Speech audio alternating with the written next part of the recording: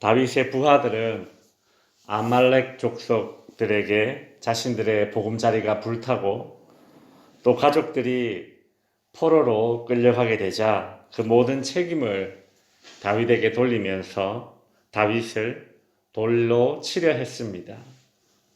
그 위기의 순간을 다윗은 신앙으로 돌파했습니다. 제사장 아비아다를 불러서 아말렉 족속을 치러 갈지 말지 하나님께 묻습니다. 이것이 신앙인이 위기에 처했을 때에 필요한 행동입니다. 즉 하나님을 차선책이 아니라 최선책으로 여기면서 의지하는 것이죠.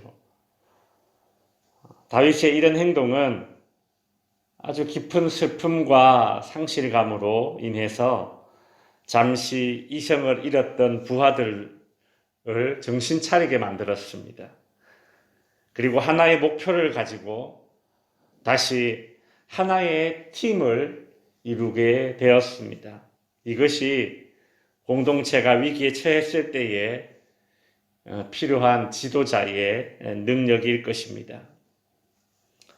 하나님은 다윗에게 아말렉을 따라잡고 그리고 무찌르고 끌려간 가족들도 모두 되찾게 될 것이라는 예언의 말씀을 주셨습니다. 이에 힘을 얻은 다윗과 그의 부하들은 지체하지 않고 이제 아말렉 족속을 추격을 하기 시작합니다.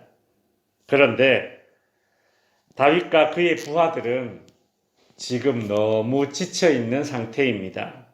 왜냐하면 이전에 블레셋과 이스라엘이 전쟁을 하기 위해서 이 아벡이라는 곳까지 다녀왔던 사람들 아닙니까? 사흘 만에 그들은 집에 도착했습니다. 시글락에 도착했습니다. 그리고 폐허가 된 자기의 이 보금자리들 그리고 끌려간 가족들을 생각하면서 울 힘이 없을 때까지 슬퍼했었습니다. 그러니 아말렉을 추격하다가 체력이 약한 부하들은 이내 탈진해버린 겁니다. 9절에 보시면 다윗과 또 그와 함께한 600명이 가서 보솔 시내에 이르되 뒤떨어진 자를 거기 머물게 했으되 10절 곧 피곤하여 보솔 시내를 건너지 못하는 200명을 머물게 했고 다윗은 400명을 거느리고 쫓아가니라. 다윗의 부하들이 600명인데 지쳐서 200명은 그 자리에 내비둔 겁니다. 부솔 시내라는 곳에 남겨둔 것이죠. 여러분 200명의 수가 적은 수가 아니지 않습니까? 600명 중에 3분의 1 아닙니까? 사실 아말렉을 무찌르고 가족들을 되찾기 위해서는 이 600명 전체가 추격해서 싸워도 부족한 숫자입니다. 왜냐하면 아말렉 족속의 군사는 다윗의 부하들의 수보다 훨씬 더 많기 때문이죠. 그런데도 다윗은 지쳐있는 자들을 그 자리에 쉬게 내버려 둡니다. 다윗의 이런 결정은 아군의 사기를 떨어뜨릴 수 있는 그런 위험한 결정이 될 수도 있습니다. 군사 공동체에서 어떤 이유로 예외를 둔다는 것은 있을 수가 없죠. 우리 행군을 하다 보면 뒤에 처지는 체력이 약한 사람들이 있습니다.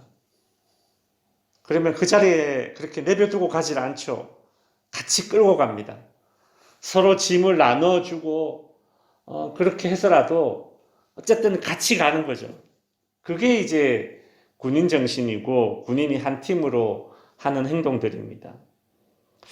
그런데 다 같이 힘을 모아야 하는 이 상황에서 그리고 심지어 목숨을 걸고 싸워야 하는 전투의 현장에서 지쳤다, 약하다라는 이유로 지금 예외를 시켜준다면 도대체 어느 누가 목숨을 다 바쳐서 전투에 임할 마음이 생기겠습니까?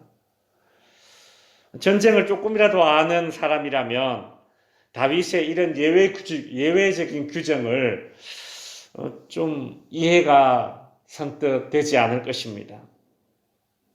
여러분, 다윗이 골리앗과 싸워 이겼고 이후로 그의 부하들이 계속 늘어나면서 다윗은 계속 전장을 누볐던 사람입니다. 용사입니다. 다윗이 이 사실을 모르고 이런 결정을 했을까? 저는 본문을 보면서 참 의아해했는데, 그런데 한 번 더 생각해 보면 다윗이 이렇게 결정한 데는 그만한 뒷배경이 있구나라는 생각이 듭니다. 다윗이 아말렉 족속보다 더 적은 인원으로서 아말렉을 쫓으면서도 이렇게 약한 자들을 배려할 수 있는 그 마음의 여유를 잃지 않았던 그 이유, 그 뒷배경이 무엇일까라는 것이죠. 무엇입니까? 그건 바로 하나님에 대한 믿음 아니겠습니까? 지금 우리가 사무엘상을 보면서 다윗을 통해서 그리고 요나단을 통해서 줄기차게 우리가 이 사무엘상에 나오는 말들이 있지 않습니까? 전쟁은 누구의 손에 달려있다? 하나님의 손에 달려있다라는 것이죠. 사람의 많고 적음에 있지 않다는 것. 전쟁은 하나님 손에 달려있다라는 것. 다윗은 이미 그것을 여러 차례 경험했던 사람 아닙니까? 또한 하나님은 다윗에게 이미 승리를 줄 것이다 라는 그런 약속의 말씀을 하셨지 않습니까? 그러니 그 약속의 말씀을 믿고 있는 것이죠. 이것이 다윗의 뒷배경입니다. 하나님에 대한 경험과 그리고 하나님의 말씀의 약속에 대한 그 말씀에 대한 믿음이죠. 이 두 가지가 있었기 때문에 다윗은 마음의 여유를 잃지 않고 그 지쳐있는 탈진해버린 200명을 그 보솔 시내에 남겨둘 수 있었던 것입니다.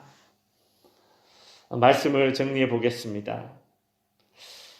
저는 사실 제가 만약 다윗의 입장이라면 다 같이 짐을 나눠져야 되는 그런 상황이라면 내가 만약에 이 군대의 인솔자라면 일반적인 그런 군인들이 행동하듯이 이렇게 이탈자를 예외 규정으로 이렇게 놔두지 않을 것 같습니다. 그만큼 마음의 여유도 없다는 뜻이겠죠.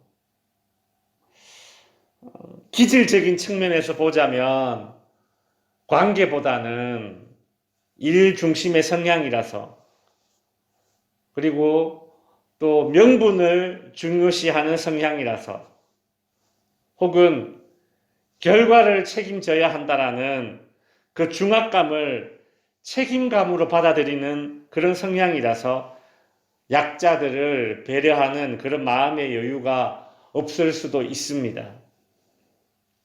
신앙적인 측면에서 우리가 이 본문을 접근했던 것이죠. 다윗처럼 전쟁의 승패는 사람의 수의 많고 적음이 아니라 하나님의 손에 달려있다는 것을 체험하지 못했다면 다윗처럼 이런 결정을 못했을 것입니다. 하나님에 대한 체험이 없다면 우리는 마음의 여유가 없이 살 수밖에 없는 그런 사람들이란 것이죠. 다윗과 그의 부하들은 매우 지쳐있고 아주 불리한 상황에 처해져 있습니다. 그런데도 하나님께서는 승리를 주시겠다고 약속해 주셨습니다. 이것을 믿음으로 받아들이는 것이죠.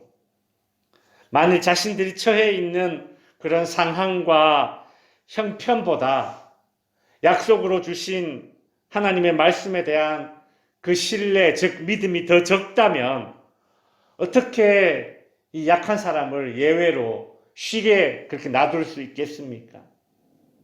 참 그런 결정은 하기 힘든 결정이죠. 따라서 이 다윗의 약자에 대한 마음의 여유는 그의 믿음에서 나온 것입니다. 성도 여러분, 우리가 다른 사람을 대할 때 좀 빡빡하게 대하는 그런 사람들이 있지 않습니까?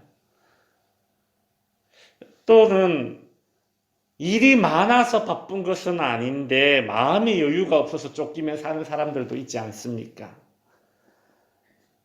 그런 사람들은 약한 사람이 눈에 잘 들어오지 않을 것입니다. 우리는 오늘 본문을 통해서 이것이 마음의 여유를 잃고 사는 것이 단순히 나의 어떤 성격이나 기질의 문제로만 돌릴 것이 아니라 하나님에 대한 경험의 부족은 아닐까. 혹은 현재 내가 처한 상황보다 하나님에 대한 신뢰가 더 적어서가 아닐까.